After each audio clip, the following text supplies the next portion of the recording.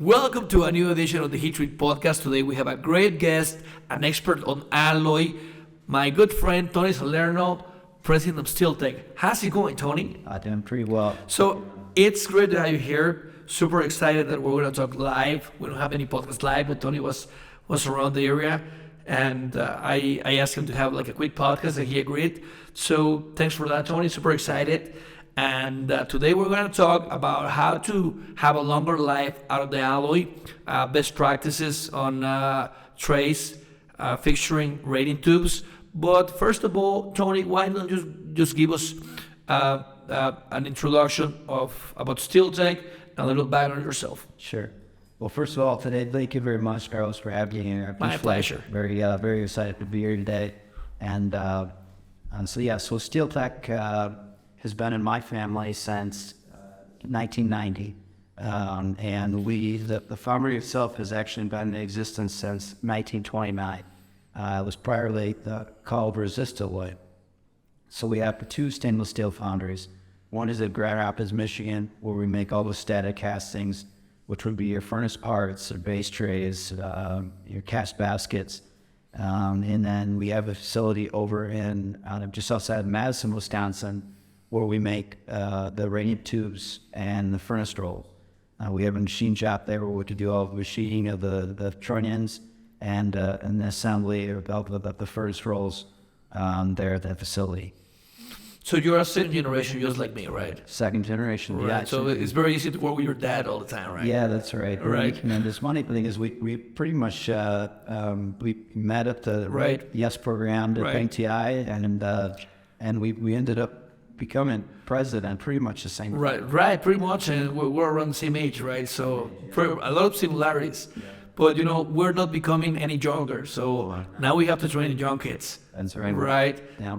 Right. So we want to talk today, Tony, about how to extend the life, to get longer life out of the alloy. Sure. How things are going with this crazy economy. We had like a nickel spike 1 year ago, 2 years ago. We had that conversation. Yeah. How do you deal with that? What happened? Well, that was an interesting time for us and anybody that was supplied or selling an alloy. Basically, the nickel market or purchasing. Purchasing, right. Yeah. So the nickel market went crazy, and it was basically all based on paper trade by people that were doing shorts. And the paper trading caused the nickel market to skyrocket, and for all the rest of us that are actually dealing with the actual physical nickel, we stopped quoting people for a period of time. And I know that all of our competitors were basically in the same situation. We didn't know what our product was going to cost, so how could we give pricing? So that was a very interesting time for us. But since then, nickel is leveled out and is stabilized a little bit. It's going to be interesting to see how the nickel market is affected moving forward based on the consumption of electric vehicles, because they're a big consumer of nickel. Oh, they are, right? Those car batteries require a lot of nickel. So I know Elon Musk has warned the nickel mines that continue to ramping up in their production, and I don't know if they've been listening to him, but it's going to be interesting to see what happens over the next couple of years. Well, there's going to be good business for everybody on the nickel industry, right? So let's hope we can actually get a pie on that. So, Tony, today we want to talk about one of the most expensive items on heat treat, which is alloy, right?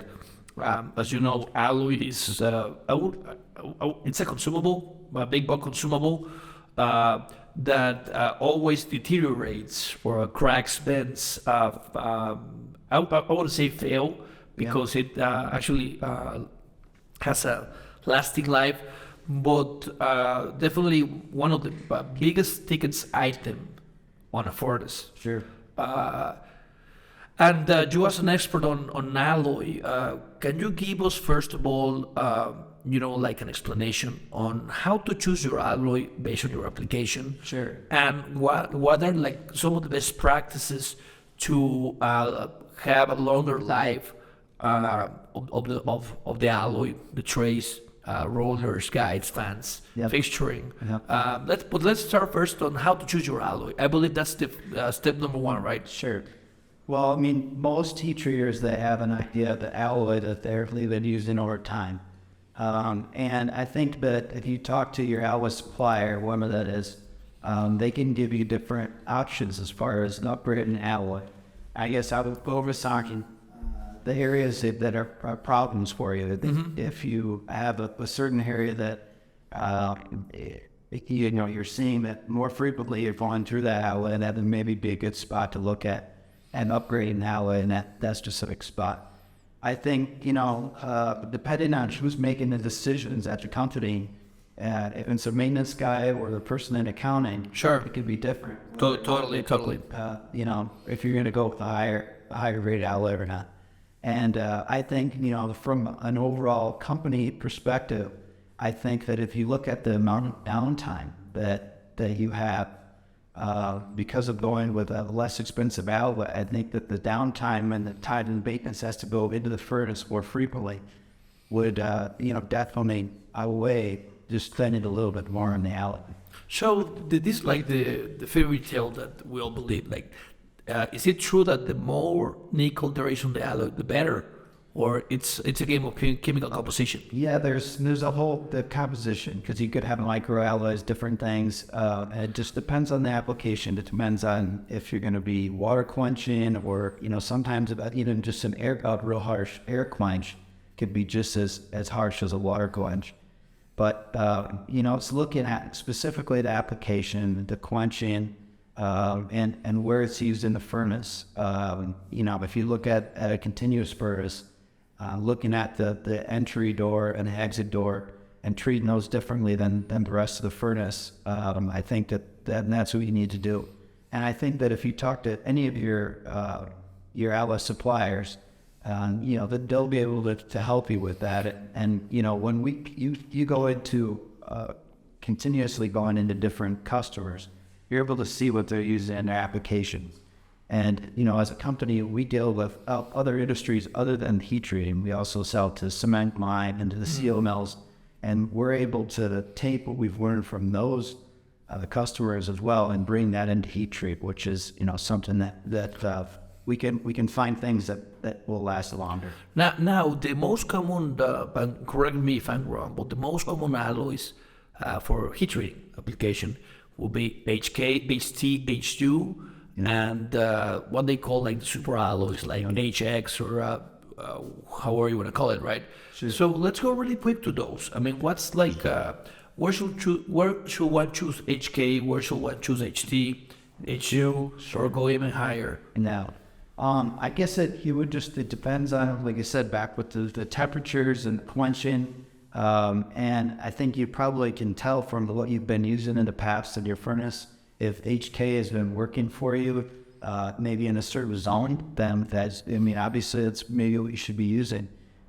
Going up into the super alloys, like you were talking about, the super 22H or the Moray materials,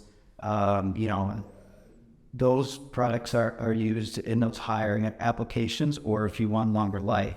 And, for example, we've replaced furnace rolls for a facility that they figured out over time that they saw 37 days less downtime annually because of upgrading the alloy in these furnace rolls. So if you can put pencil to what 37 days means of less downtime, that number is pretty big, and I can guarantee you that didn't cost them that much. No, especially the steel mills, right? Yeah. Yeah, now let's go to trays and fixtures. Sure. There's the quite the standard. I mean, it's oil quenching, Sure. carburizing, and oil quenching. That's like a big part of the bustle of heat treat on automotive, which is huge. Yep.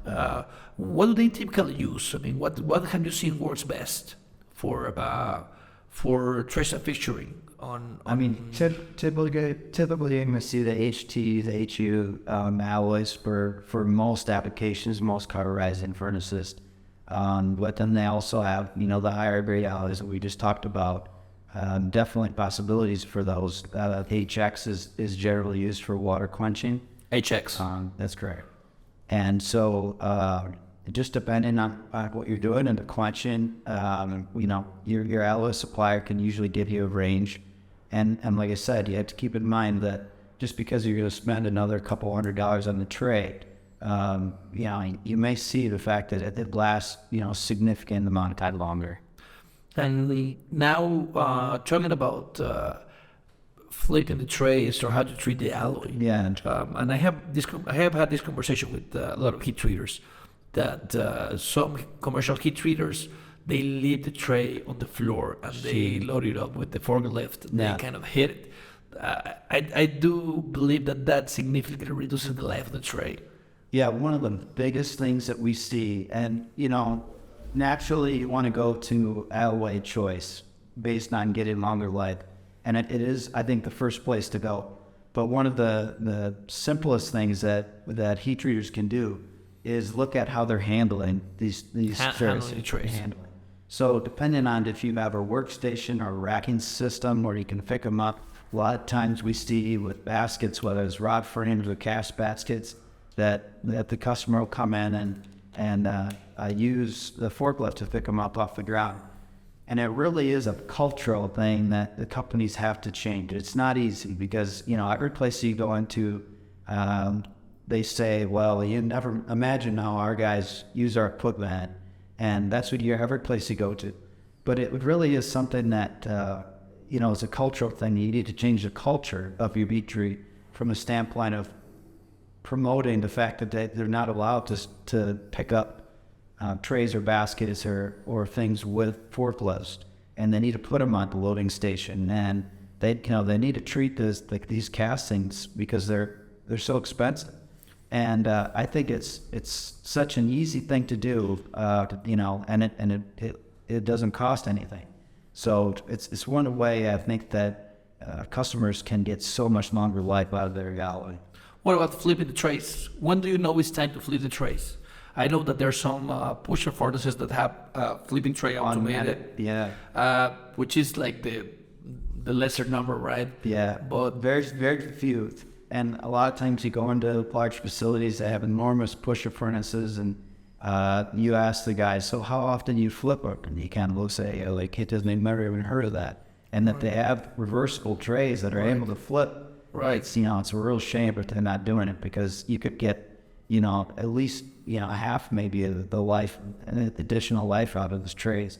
So I would say, if you could get some type of a PM schedule where once a month, that they're flipping them, and then worst case scenario, maybe every other month they're actually flipping them, I think that would be best case. Can you tell that you need to flip the tray when it starts to distort, or it's already too late? I mean, if it distorts already too late. The goal is maybe to be doing that way before it happens. Right. So, and then of course at some point they're going to begin doing that once they reached the end of their life.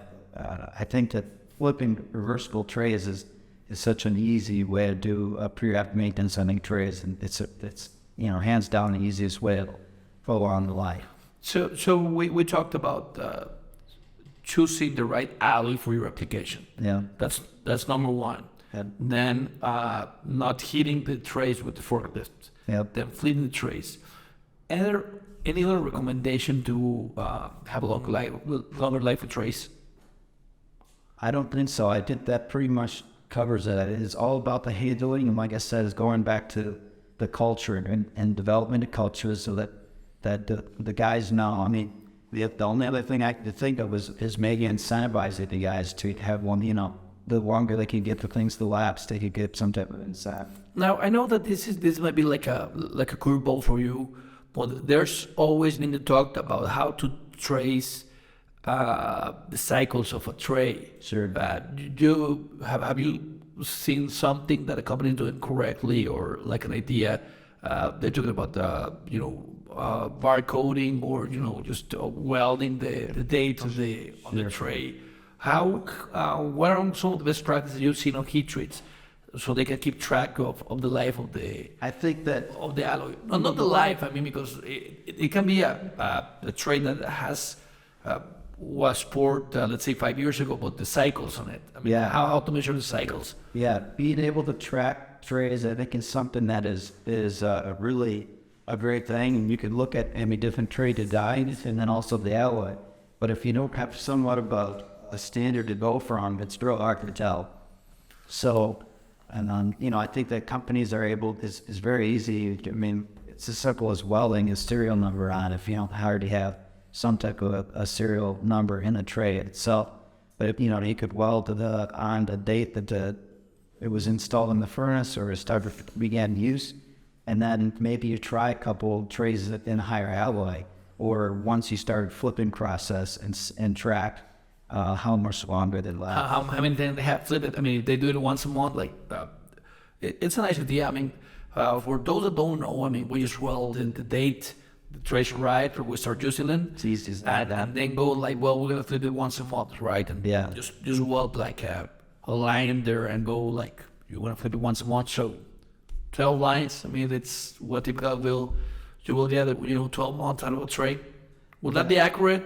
General practice is 18 months. 18 months, okay. It should be acceptable. How we have, depending on the application and amount of cycles, I think that you should be getting you could be getting much longer time period. Or we have seen applications where you don't get anywhere close to that. Doesn't matter what alloy or what tray you put in there. Is a reversible tray much expensive than a single side tray? No, it shouldn't be, and it's just based on the application, whether it's you need to have size on the side of the tray for holding out of a basket or something.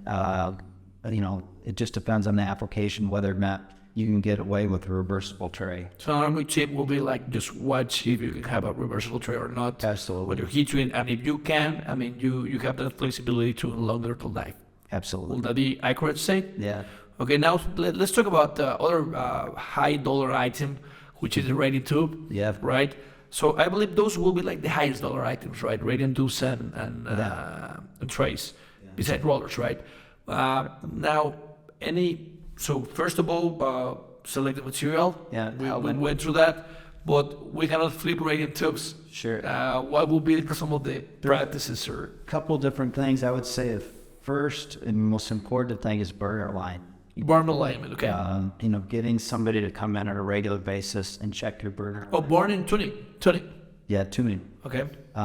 So a lot of times, we receive back a lot of scrap from customers, and a lot of times when we see a customer scrap on the burner light, you'll see where the burner had been going directly into that burner light.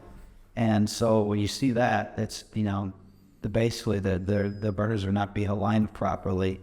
And I would say that's probably the easiest thing to do some periodic maintenance and get somebody to come in on a regular basis to get those burners aligned. There are several things doing regular burnouts and depending on the furnace. Carbon burnouts, you mean? Yes, that's correct. And then we talked about the alloy a little bit. The one thing then that you can do is, if in general your alloy, if you're seeing that your failures on your burner leg consistently, the other thing that we can do is put a different alloy just on your burner leg. Just on the burner leg. So you put a higher alloy on the burner. So can you mix burner tube legs? I mean, like you can have like a Super 22H and then an HT return bed. Well, I would still match to the return bend with the burner leg. Right. And you could flip in the exhaust so they could be a lower grade alloy. Well, I'm on service as well, so the risk there is like the guy that installs it. Flips it around? Right, flips it around, or how do you notice? Because on statics, there's always a way to you see the mark and the batch. But on tubes, it's very hard to have like a stamp. Yeah, you need to make sure it's marked that that's the bird, right? And that's a good point. Yeah, right. Otherwise, you're gonna fail really quickly. Yeah. Right. What else are best practices on tubes besides? We talk about idle oscillation and returning burners. I see many applications where the tube goes vertical or horizontal, and I see that a bunch of distorted tubes that are horizontally installed. Sure. Do you see that they last lesser than a vertical tube? Yeah, I think that's probably a pretty jam statement that's probably true. Right. Making sure that if you have hangers, or if there's a tube support at the end, making sure that that's supported in two, and making sure that the length is all correct there, making sure it's not restricted in any way. If the tube is too long or running into the end of the furnace wall, you can have growth issues. just making sure that it's all fit and correct inside the furnace setting is very important. And what about internals? So same scopes to internals? Yeah, internals, that the same thing goes as far as the alloy selection, making sure that you have the right material. We have an advanced alloy that's a higher grade material that we see twice the life. What's it called? Advanced alloys. Advanced alloys, yeah, okay. Yeah, it's a different material than we use, proprietary material we use for our furnace parts. And it's the same thing as we also have the same thing with the radiant, going back to the radiant tubes. We have our AES tubes, which we guarantee 5 years life on. So that's a different material. So yeah, as far as the furnace internals, I would say the same thing as far as alloy selection. That you could talk to whoever your alloy supplier is and see what they have to offer as far as a hybrid alloy. What are the most typical common mistakes that you see when handling the alloy on a customer use? And don't say any names, but I mean, like, when you enter a shop, I mean, I assume you visit many shops, right? And what the first thing that you see on the alloy handling? I'm going to go right back to what I was talking about earlier with forklifts. Right. I think, guys handling with forklifts is probably where you see the most damage being done. See base trays on the floor. I mean, you guys know how expensive base they are, are, right? And to see them on the floor, the guys going and picking them up and running them into a wall or running them into something to pick them up. That in baskets. I mean, even if you're using rod frame baskets, which are more ductile than the cast basket, running into them still is not good for them. It's not going to help you life it. So, no.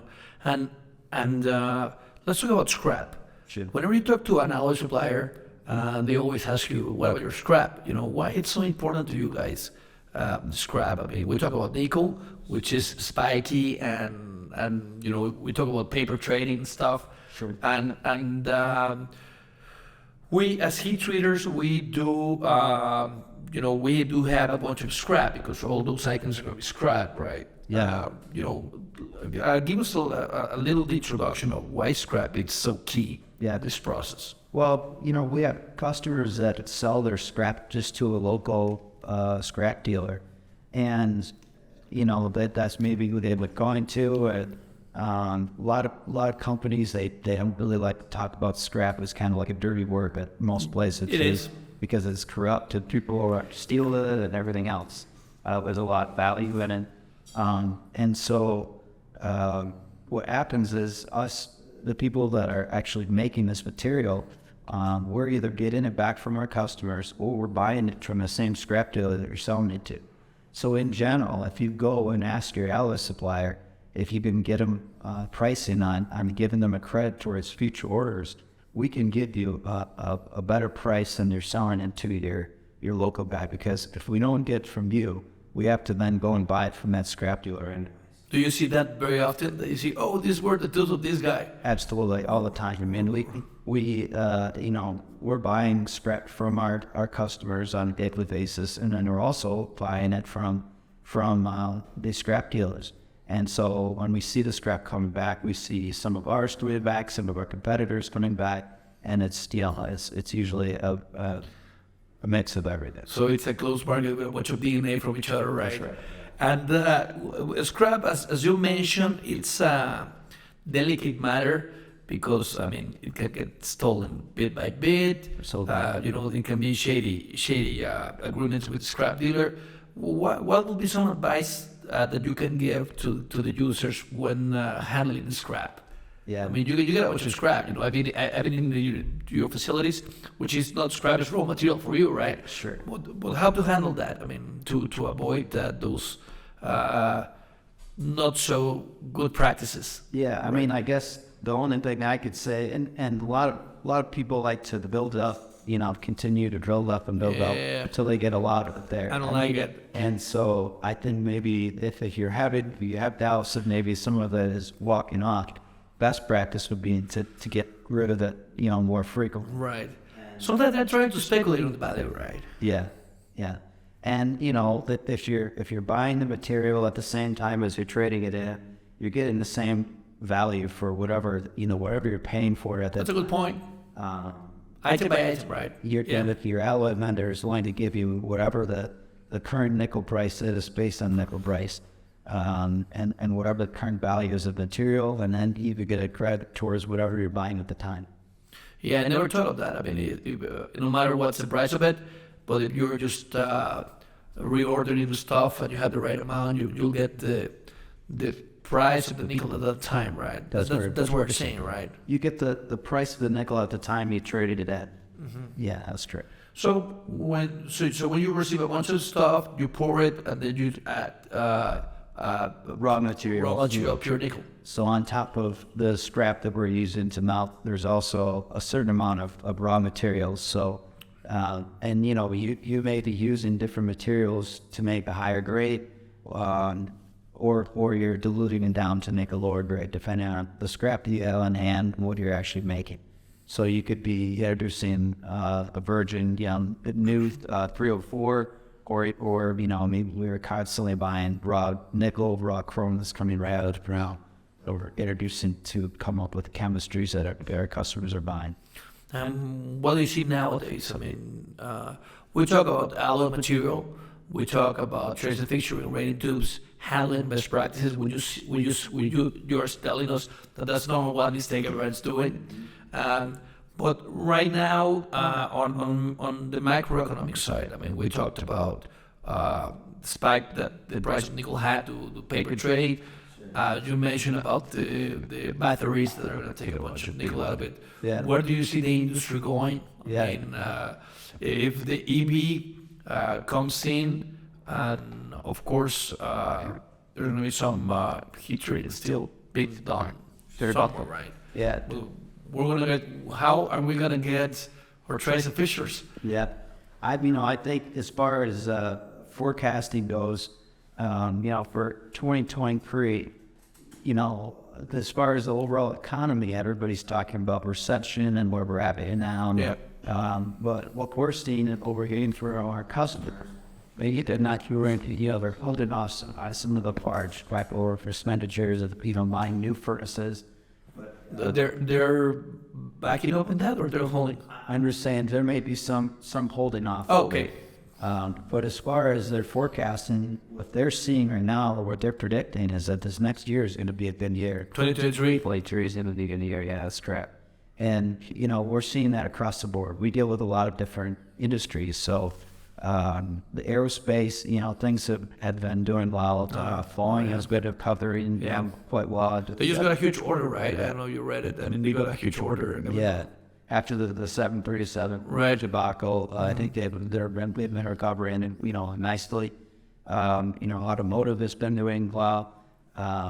Oil and gas. Petrochem has been doing well. And, the gas prices are high, and so I think even if there is somewhere in the economy, as long as the gas prices stay high, the petrochem industry is going to still be strong. Right. So I think overall, as a short-term forecast and things that are looking very well for the engine industry.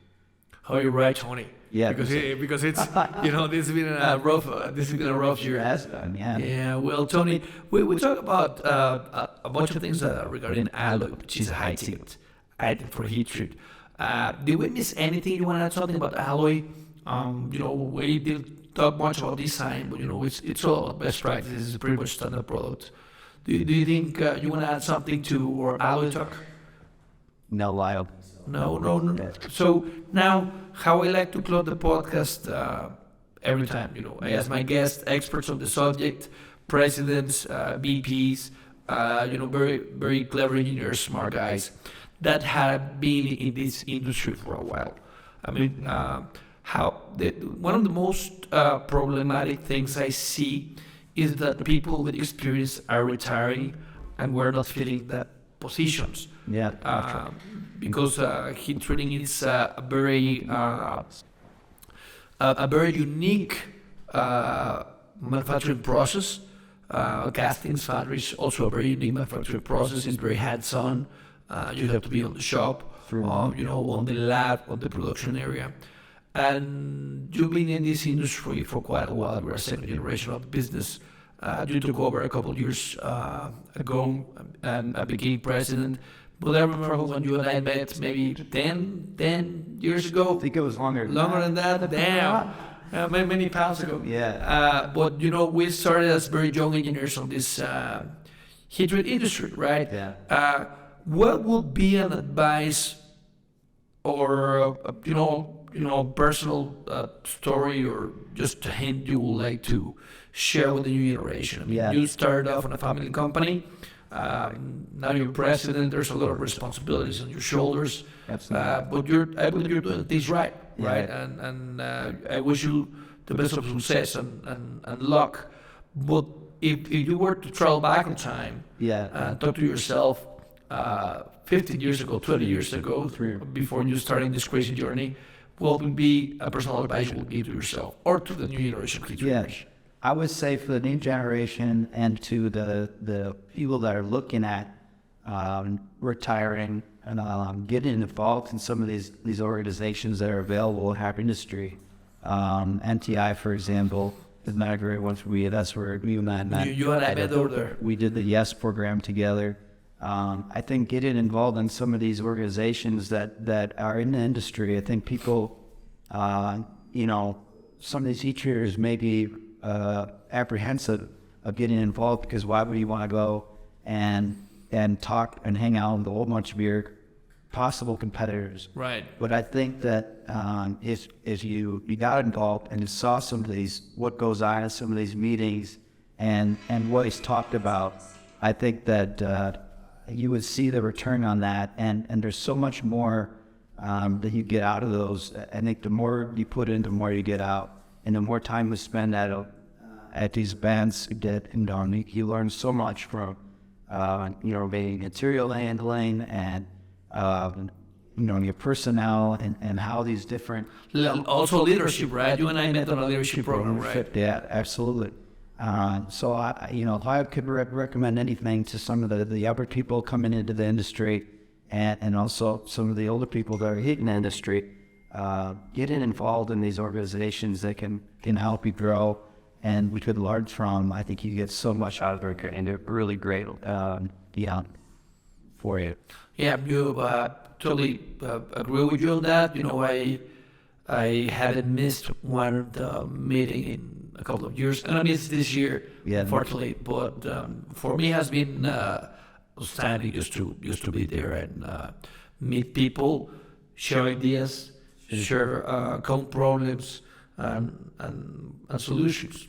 People are eager to talk about that because that it's a very passionate industry. Yeah. Well, Tony, it's been a pleasure talking to you, learning from you, and it's been fun. It wasn't. It wasn't as scary as it sounded, right? Because I tried to have Tony before the podcast, but he wasn't sure about it. Well, I appreciate it, Carlos. I really do. I appreciate you having me here and having me here at Masa. And I want to thank you for continuing to do these podcasts. I think they're really great. And I think it's great contributions, great contribution for you to give back to the heat treat industry. Yeah, that's right. I think it's really great. So I'm going to thank you for that. Yeah, thanks so much, Sonny. It's been a pleasure having you here. So I just want to say we're uploading monthly podcasts with experts on the subject.